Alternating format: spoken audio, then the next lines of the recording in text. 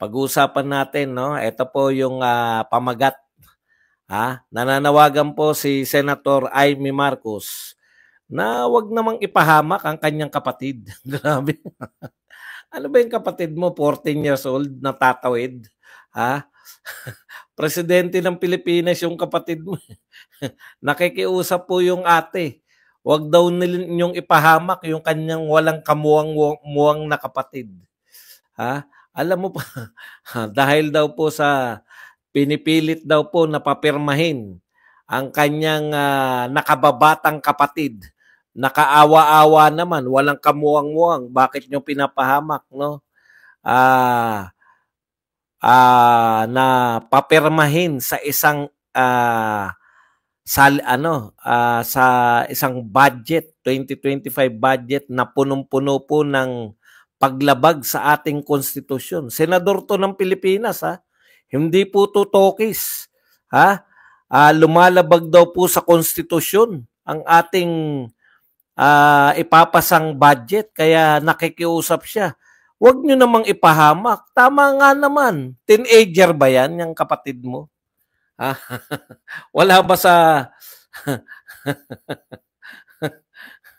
Okay, pag-uusapan din po natin itong usapin po ng may natuklasan po tayo, no? Meron pong nag-research.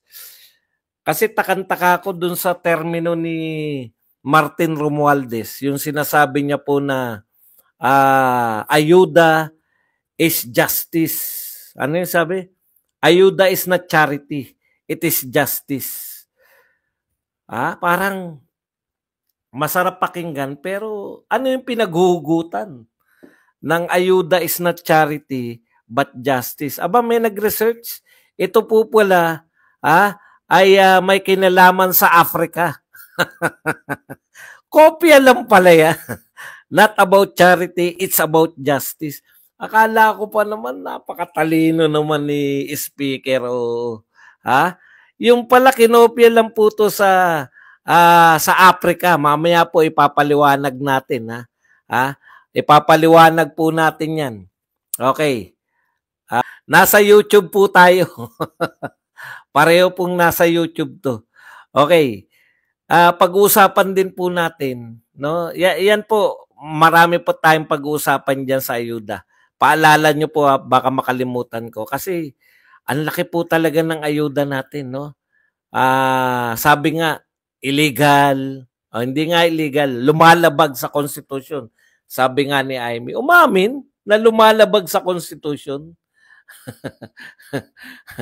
At ang kanyang kapatid ay umamin din si Amy na walang kakayahan kasi maawa naman kayo sa kapatid niya. Huwag niyong ipahamak.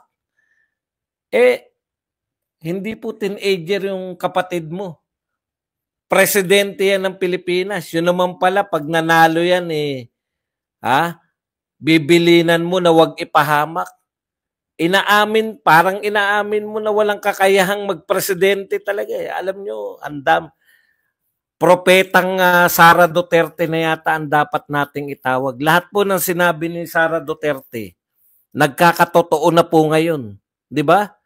Yung sinasabi niya na ang kakayahan, sinabi na po yan ni, walang kakayahan maging presidente, sinabi yan ni BP Sara. Ano pa ba yung mga sinabi nagkatotoo ni BP Sara? Ngayon, nasaksihan po natin na ang may control ng budget ng Pilipinas ay si Martin Romualdez at si Saldico. Nasasaksihan po natin yan ngayon.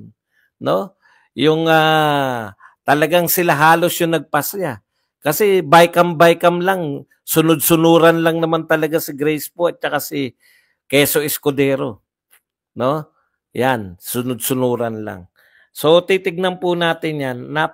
Bakit po against po yung mga tao.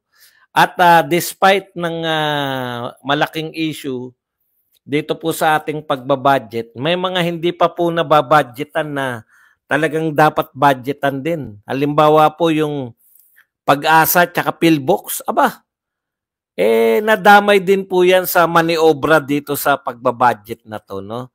Yan po ang mga pag-uusapan natin. At yung third nga po pala, ihabol din natin. Mga pari po pala yung nag-file nito. At tanong nyo po kung ano po ang basis ng kanilang pagpapile, bakit po sila nag-file ng impeachment, o bakit po sila ay gusto nila matanggal sa pwesto si VP Sara. Ang sinabi po nila ay hindi raw po malinaw ang hindi raw po binubulgar na nabilaukan pa yung yung nagpapaliwanag. Na-realize niya na confidential pan pala yung sinasabi niyang hindi malinaw na ipinaliwanag ni VP Sara sa mamamayang Pilipino. Hindi niya na ipaliwanag kung paano niya ginastos yung confidential fund. From the word po na confidential. At isa pa po, no?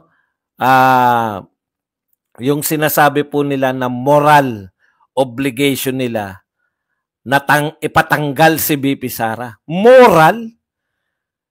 Hindi po tumakbo si VP Sara sa morality ninyong mga kaparian.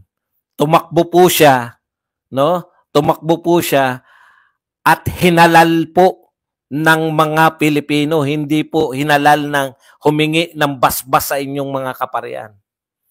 Yan po ang mga pag-uusapan natin to, no? Ito po sinasabi ni Pangulong Marcos, hindi mababawasan ang serbisyo ng PhilHealth.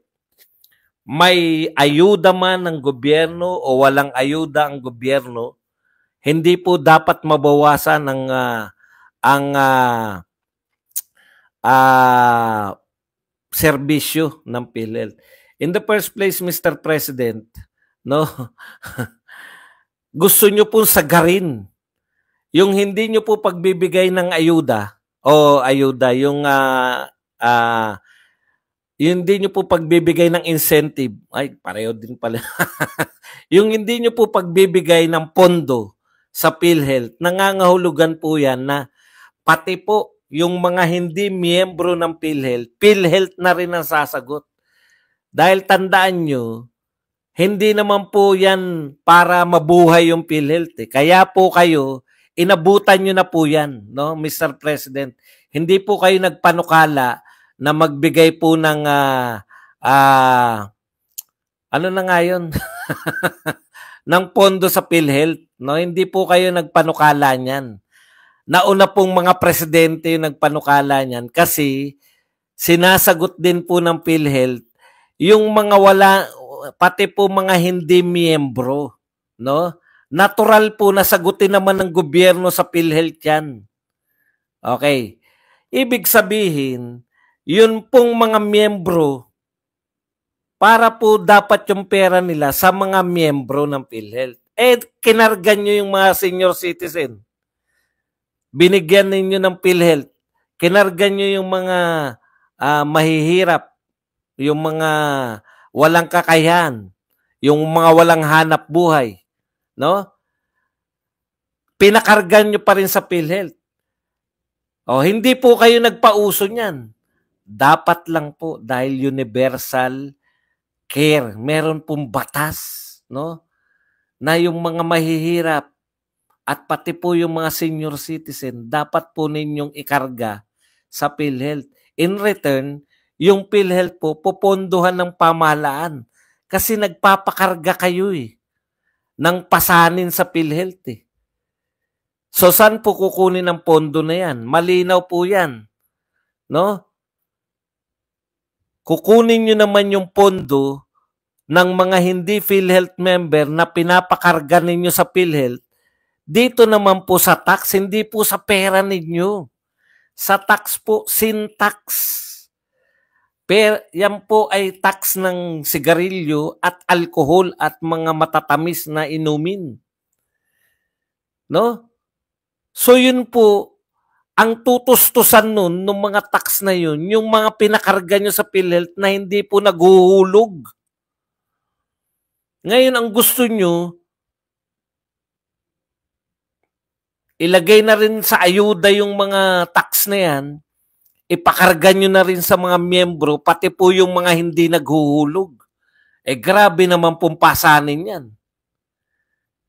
Ngayon, kung may sobra pong pera, titiyakin nyo na para po yan sa benepisyo ng mga PhilHealth. Kaming mga naghuhulog, taasan ninyo yung serbisyo pag kami na ospital. Naintindihan nyo? Hindi po yung sasabihin, hindi mababawasan. Ang gusto po namin, dagdagan. Kung may pera kami sobra, dagdagan nyo yung benepisyo o kaya bawasan ninyo yung sinisingil na premium. Lalo na po sa mga OFW. Biruin nyo, nasa ibang bansa sila. Pag nagkasakit sila dun, pero naghuhulog sila ng PhilHealth, maling-mali ang gagawin ninyo. Sasagarin yung pera. Paano po pag nawala ng pera? Ay wala ng pondo ang PhilHealth, magdagdag tayo ng premium? Sa amin na naman magmumula. Sa mga PhilHealth members na naman magmumula. Pucha, maling-mali po yan.